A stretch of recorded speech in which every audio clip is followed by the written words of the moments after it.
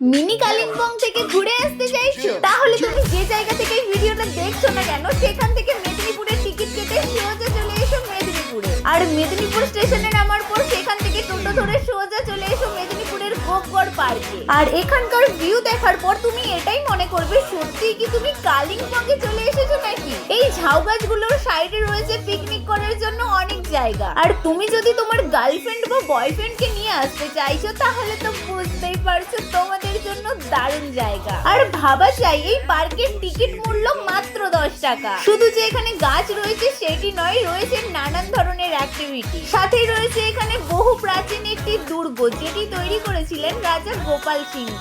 আর এই পার্কের সব থেকে ফেমাস জিনিসটি হলো এই যে ওয়াচ টাওয়ার। আর পার্কটাকে কিন্তু সত্যিই খুব সুন্দরভাবে সাজানো রয়েছে। তাহলে তোমরা যার সাথে এই জায়গাটিতে ঘুরতে যাবে ভাবছো তাকে ভিডিওটা জলদি শেয়ার করে দাও।